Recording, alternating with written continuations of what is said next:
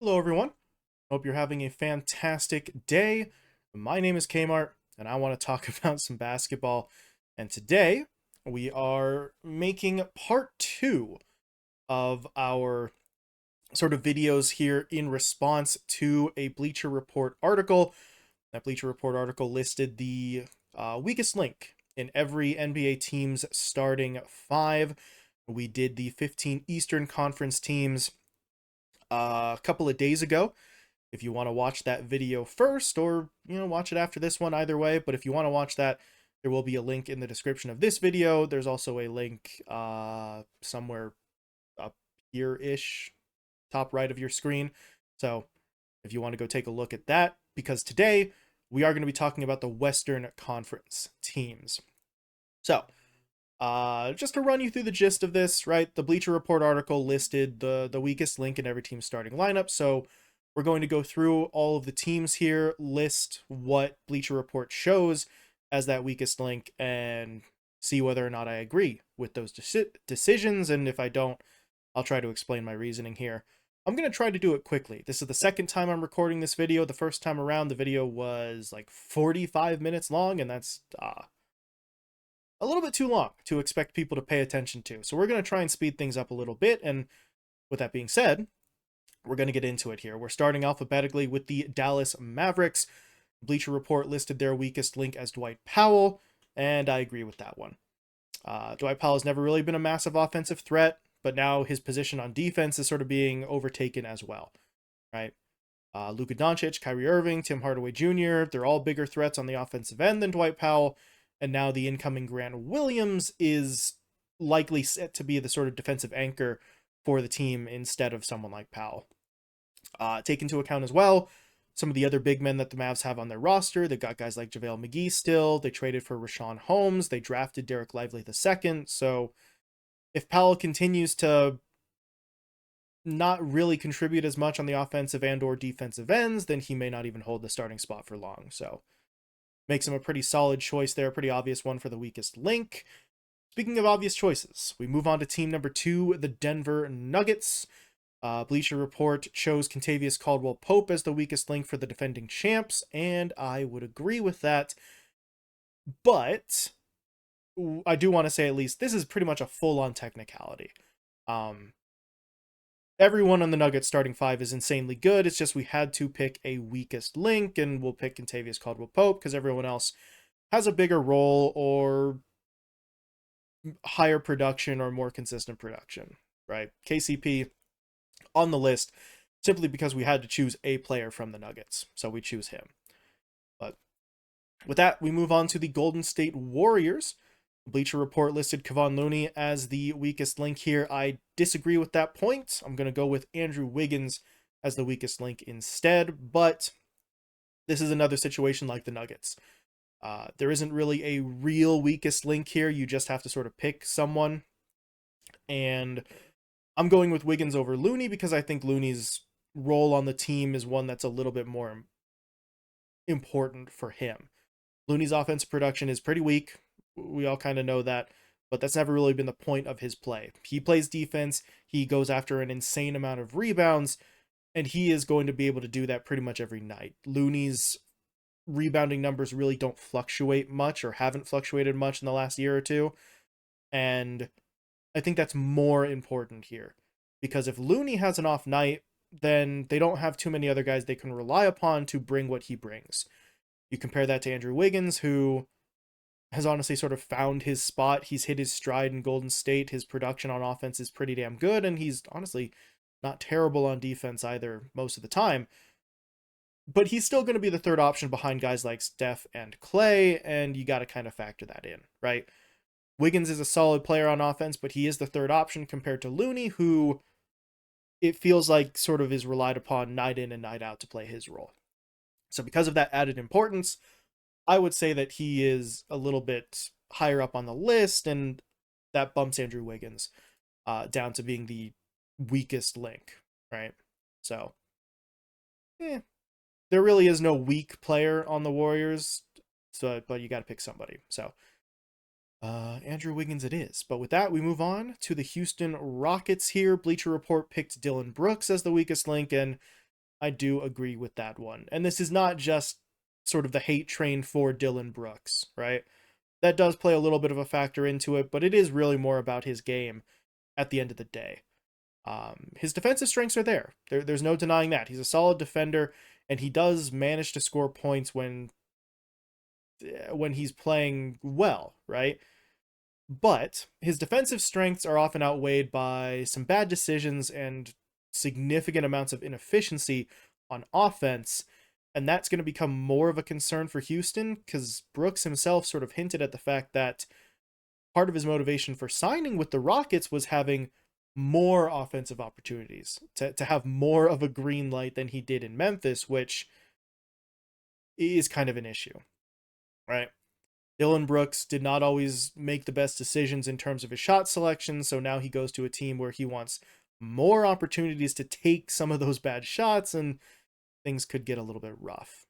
So Brooks sort of looks like the choice there. There's an argument that could be made for guys like Green or Smith Jr. because they're sort of younger and less experienced, but from what we've sort of seen of those guys, it seems like even if their production and experience is a little bit lower, they seem to sort of know their own roles in the Rockets sort of system relatively well. I don't really see them going sort of rogue in the way that we've seen Brooks do at times back when he was with the Grizzlies, where he just kind of goes off and takes bad shots. I don't think Green or Smith Jr. will really be too inclined to do that. And with guys like Dillon Brooks and Fred VanVleet now in the lineup, I'm not sure they're even going to get the chance to. So that leaves Brooks as our choice for the weakest link. But with that being said, we move over to the two Los Angeles squads. We start with the Clippers. Bleacher Report selected Marcus Morris Sr. as the weakest link, and I pretty much agree with that one. The only argument here was sort of between Marcus Morris and Ivica Zubac, but in the end, from my own logic, Zubac sort of won out that argument. Morris may score a little bit more, but last season, Zubac pulled in nearly 10 boards per game. He's already kind of on the point of being a better defender compared to Morris, and Zubac is still young enough to have time to improve on that defensive front as well. So the point total is a little bit lower, but he contributes more rebounds, he contributes more defense, and he has room to improve, whereas Morris is kind of on the sort of second half, back end of his career in terms of his age. Now, Morris is still a solid outside threat, right? He is still capable of knocking down shots from outside, but that seems to be kind of the limits of where his contributions are at right now, and that gives him a pretty small role on the team compared to the other four starters. So, Marcus Morris as the weakest link here. I do want to throw in one last thing at the end, though. This is assuming that the Clipper star players, guys like Westbrook, guys like Kawhi Leonard, and Paul George, that's assuming that they're healthy. Because if they get hurt again and the Clippers have to scramble to put together a different lineup, obviously everything changes. So, assuming that their starters are healthy, Morris is the weakest link. Meanwhile, for the Los Angeles Lakers, Bleacher Report selected Rui Hachimura as the weakest link, and I ended up agreeing with that one as well. I was tempted to go with D'Angelo Russell in this spot just because some of his lows were lower than Hachimura last season, but D'Angelo Russell ended up being a little bit more reliable in other facets of the game compared to Hachimura. There were some really bad ones from D'Lo over the course of the season. I just ask any Lakers fans, they can tell you there were some really bad games. But for the most part, the baseline for D'Angelo Russell was a little higher than the baseline for Rui Hachimura.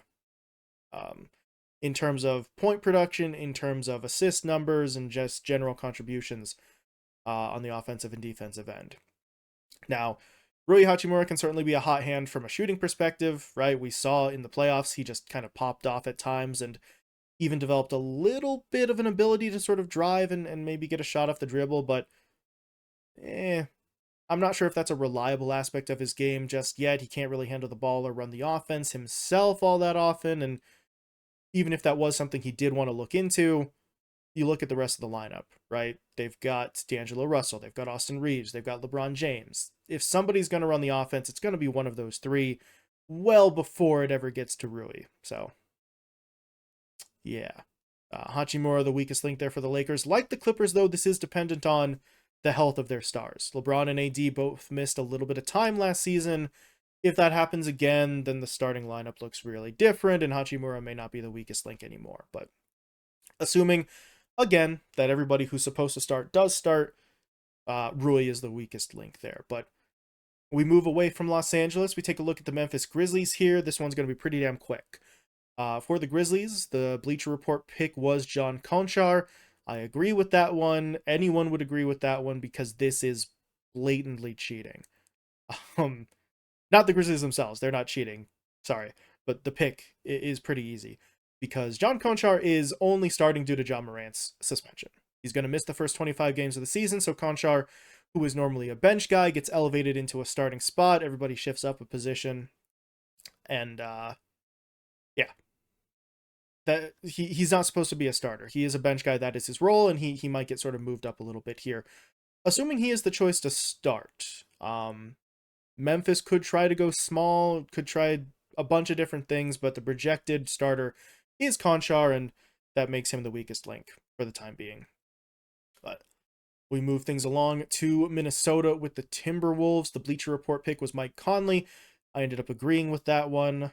There was a little bit of an argument to be made here that McDaniels maybe goes in this spot instead, just because offensively McDaniels' production's a little bit lower than someone like Mike Conley, and Conley is going to run the offense, so maybe he gets bolstered a little bit by his assist numbers, but McDaniels still sort of won out on that front, in my mind. I think his defense and his three-point shooting still kind of tipped the scales in his favor a little bit here, but not by much. And to sort of drive that point home here, Mike Conley isn't even really that bad. I think McDaniels barely beats him out, but that means both players are still in a pretty solid spot.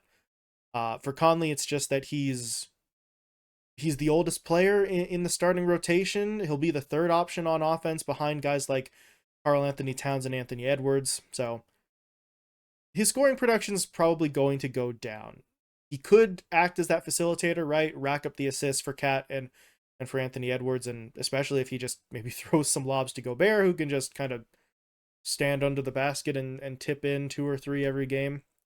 But I still think that what McDaniels brings to the table in terms of his shooting and his defense is maybe a little bit more valuable. But like I said, Mike Conley here, it's kind of a technicality at this point. But we move on to the New Orleans Pelicans. The Bleacher Report pick here was Jonas Valanciunas. I ended up disagreeing with that choice. I go with Trey Murphy III instead. So we'll try to get through this one quickly because there was a little bit of weirdness for this. The article itself references the Pelicans' points per 100 possessions. It mentions that stat being lower when Valanciunas was on the floor. And it mentions that the Pelicans were able to find some success going with sort of smaller, faster lineups, right? They effectively played small ball, and Valanciunas doesn't fit in effectively with that kind of style. But it's important to note that while those numbers were better, the Pelicans did not shift to that style full time. And a smaller, faster lineup is only at its most efficient when you have the option of bigger post play guys to balance it out, right? If you go small to take advantage of your opponents being bigger and slower, and then your opponents put in smaller, faster guys, you need to be able to have a reliable guy to switch back to on the interior like Valanciunas to then punish that, right? If they're going to put a power forward in the center slot, then you put Valanciunas back in the game and he just backs that guy down, overpowers him, and scores on the inside. So Valanciunas obviously still has a position to play here with the Pelicans. I don't think they commit to that faster small ball lineup full time. And I'm also not sure that Trey Murphy's production is something that's the new normal for him.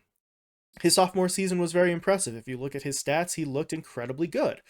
But will they completely abandon the slower post style? I don't think they will. Will Trey Murphy have the same number of opportunities on the offensive end? I'm also not sure he will, because you have to take into account the Pelicans could have Zion back for a significant number of games, not the small sample that we saw at the beginning of last season. And if that's the case, then Trey Murphy kind of loses some of his value here. Not all of it, obviously. He's still a young, exciting player. He's athletic as hell to it when he needs to be. But yeah, we're not 100% sure if he's going to have the same number of opportunities and if he's going to be able to prove that he can still produce at that level. And until that's the case, until we know that for sure, I would put him behind a guy in Valanciunas that's averaged a double-double for the past 5 seasons. So that's my thoughts on that. Trey Murphy has the weakest link over Jonas Valanciunas for the Pelicans. But we will move things along to the Oklahoma City Thunder. Bleacher Report says Luguentz Dort is the weakest link there, and I do end up agreeing with that one, but this is another instance where the weakest link isn't a weak player. It's just the weakest among the starters. And for this one, it's even specifically about what the Thunder are trying to do right this second. Because a lot of the other guys in the starting lineup are really young and not really proven. Holmgren's about to play his first actual season. Jalen Williams is going into his second. Josh Giddey's going into his third. So you would think, hey, these guys are young and unproven. You just said that was a factor for the Pelicans that put Trey Murphy behind the more established guys like Jonas Valanciunas. That was true for that team. For this team, I think it's a little bit different. First and foremost, there is no established guy for the Thunder. Dort isn't even really the elder statesman here. He's played 4 seasons with the Thunder. So, yes, technically he's been there longer, but not really by much. And for the Thunder, they want to lean into the young players. They want to lean into the development of their young guys. The Pelicans are trying to compete for the playoffs. They're trying to build around McCollum and Ingram and Zion. The Thunder are still trying to bring up their core, right? SGA, Holmgren, Williams, Josh Giddey. That looks like the future for the Thunder, but they're all still very young. But they're also so young that the Thunder are going to want to emphasize them over someone like Dort, who's a little bit older and maybe a little bit on the outside of that core group. So, obviously, every team has a different context. And in the context of the Thunder, Lu Dort is solid, but he is the weakest in terms of what the Thunder are looking for currently. So, when we move things along there from a team like the Thunder trying to develop their talent to the Phoenix Suns, who are basically championship or bust at this point. Bleacher Report picked whatever the 5th starter is or whoever, not whatever, wow, very rude of me, but whoever the 5th starter is other than Beal, Booker, Durant, or Ayton. And yeah, I agree with that. You're not going to find anyone who won't agree with that unless you are the biggest DeAndre Ayton hater in the world, and even then, come on, right? Look up and down the rest of the Phoenix Suns lineup. Whoever that 5th starter is, they can contribute. They can play a solid role, right? They can eat minutes. They could even get some offensive opportunities. Probably not, but maybe. And they could play solid defense, but you're not going to have a higher importance than one of Beal, Booker, Durant, or Ayton. That's just not going to happen. The team has been specifically constructed to make sure that doesn't happen.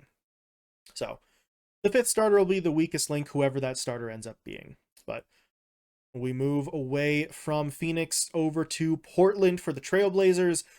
Bleacher Report picked Shaedon Sharpe as the weakest link here. I disagree with that point. I went with Jusuf Nurkic instead.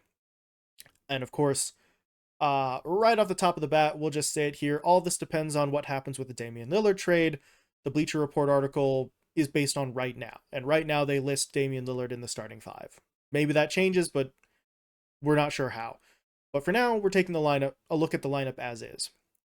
So, at this point, I think that Jusuf Nurkic actually is what the article claimed Jonas Valanciunas is.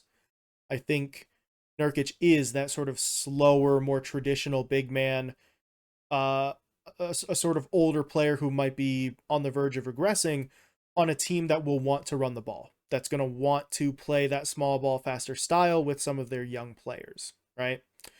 They've got guys like Shaedon Sharpe. They've got guys like, I guess we'll throw Jeremy Grant in there. He's not quite young in the same way that some of the other guys are, but younger than Nurkic, I believe. But Shaedon Sharpe, Scoot Henderson, Anthony Simons, all guys who are young and might just run it up and down the floor. pretty consistently here. So I think that's a style of play that the Blazers might sort of lean into, and they don't really have any reason not to, right? If Lillard does get traded, this team's probably going into just full-on rebuilding mode. I don't think they have any immediate aspirations for playoff contention, so the focus may be on playing a faster style to make the most of their young players and try to develop them as quickly as possible. If that happens, Yusuf Nurkic loses a fair bit of his value because he's not really capable of playing at that pace. Even with the Lillard versions of this team, that isn't really his style, right? He is kind of meant to play it a little bit slower and more methodically. So I would say Nurkic loses some value. I think that value goes down even further if Lillard does get traded, because a lot of the stats that you would put up there in defense of Yusuf Nurkic in terms of contribution, in terms of plus minus, things like that, all of that came from a time when Lillard was his starting point guard. And if he leaves, you have to assume that there's a little bit of a drop off there. So I would go with Yusuf Nurkic as the weakest link here over Shaedon Sharpe, but that moves us along to the Sacramento Kings. Bleacher Report selected Harrison Barnes as the weakest link. I disagree with that one. I think that the weakest link, at least for now, is Keegan Murray. Murray is going into his second season. His rookie season was pretty impressive, but I don't think his development is quite where it needs to be just yet to overshadow what Barnes is giving you. So the gist of the argument here is that Harrison Barnes is still pretty productive.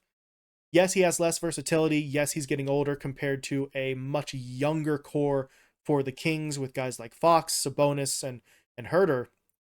But Barnes's regression, in quotes there, is not nearly as rapid as some people seem to think. And I think that I would still say his production is likely to be more consistent compared to Keegan Murray, who is now going into just his second season in the league. It's true, Keegan Murray has more potential at this point in his career compared to Harrison Barnes at this point in his career. But I don't think we're quite at the point yet where Murray's current ability surpasses the contributions that Harrison Barnes gives you. We're probably going to reach that point in the near future, but we're not quite there yet. And until we hit that point, I would still say Murray is the weakest link compared to Barnes. But just a matter of time. But that brings us to the second to last team on the list here, the San Antonio Spurs. Bleacher Report listed Jeremy Sochan as the weakest link, and I do agree with that one. This one's pretty simple. Any other big man playing alongside Victor Wembanyama is going to be overlooked and is going to be overshadowed, just because of how much hype there is around Wembanyama. But yeah, Sochan makes the most sense here as the weakest link, not just because of that, but also because I'm not actually sure if he's even the starter here. He's listed as the projected starter for sure, but who knows if he holds that spot long term. But even if someone else takes the spot from him, they're pretty much in the same situation. Wembanyama's the number one pick. He's not going anywhere. Guys like Keldon Johnson and Devin Vassell sort of flashed their scoring potential at times over the last two seasons, so we know that their production is at least sort of there as a potential possibility. And Trey Jones, who I believe is projected to be the starter, took a pretty significant step forward last season. His assist count went from like just over 4 per game to like 6.5 or something like that. So everyone else kind of stepped into their roles as a facilitator, scorer, defender, whatever. Wembanyama comes in as the number one pick, so Sochan's the odd man out. He's the weakest link. So not even really his fault. It's just the nature of where the Spurs are at right now with this rebuild.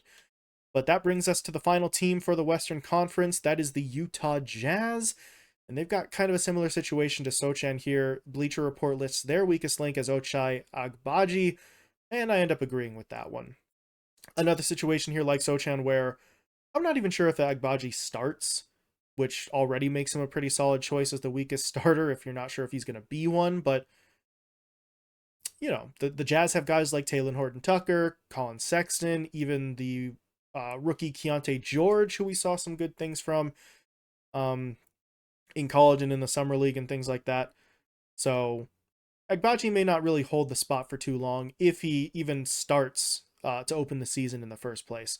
But even so, whoever ends up with that spot is probably going to be the fifth option behind the other starters. Jordan Clarkson is at this point relatively reliable as sort of a scorer, maybe a little bit less as a facilitator, but he can get you points. Lauri Markkanen's coming off a season where he won Most Improved Player. You've got John Collins, who did get sort of shipped out from Atlanta under awkward circumstances, but we know that his production can be at a solid level. And for Walker Kessler, I mean, he was looking pretty damn good for a rookie there, to the point where there were some people talking about him, technically speaking, in the same breath as like Paolo Banchero for Rookie of the Year. There was no real way Kessler was winning that award over Banchero, but the fact that he got any consideration at all kind of tells you what you need to know. He was contributing decently well for the Jazz in his rookie season. So can you do it for a second season? Who knows? But I would say that he's probably more reliable in that spot compared to someone like Agbaji or whoever the Jazz's fifth starter is. So that is it for the Utah Jazz, and that is it for the Western Conference in general. I ended up agreeing with 11 of Bleacher Report's choices and disagreeing with 4 of them. So slightly more in agreement for the West here compared to the East. I think it was a 10-5 split for the Eastern Conference between agreeing and disagreeing. But still, for the most part, I agree with Bleacher Report for about 2/3 of their picks. And to be honest, I kind of expected that, because for most teams on this list, it's pretty easy to identify who the weakest starter is, right? Teams don't actually go out and put together 5 all-stars where you can't find the weakest link. But yeah, for the most part, Bleacher Report seemed to be on point. The only ones that really we disagreed on, I think, are situations where it just comes down to, what is your definition of weakest link? Is it the guy with the lowest production? Is it the guy who will have the smallest role? Is it the guy who's maybe really, really good, but not always reliable? Things like that. And that's the issue here. The phrase weakest link is inherently subjective. So my definition could be very different from whoever wrote the Bleacher Report article or anyone watching this video or reading the article. You could have a different definition. Which, does remind me, actually, I mentioned the link for the Eastern Conference video. The link to the actual Bleacher Report article itself will also be in the description. Yeah, it should be in the description. So I would encourage you to actually go read that article, because it does explain a little bit more of the logic behind their choices. So I was obviously sort of reacting to what they had chosen and saying whether I agree or disagree, but you can see why some of those players were selected if you read the original article. So that is in the description of that one. But other than that, please feel free to let me know what you think here. How many of these did you agree on, either with me or with Bleacher Report? Which of these choices do you think are maybe a little bit off base? Which ones do you sort of disagree with the thought process that I outlined? But please feel free to share your thoughts on these. Yeah, I don't really know what else here. I think I mentioned the Eastern Conference video if you want to watch that. The Bleacher Report article will be linked in the description as well if you want to read the original source. And that will pretty much do it. So yeah, as I said, feel free to share your thoughts on any of the teams mentioned. But other than that, thank you all so much for watching, and I will talk to you later.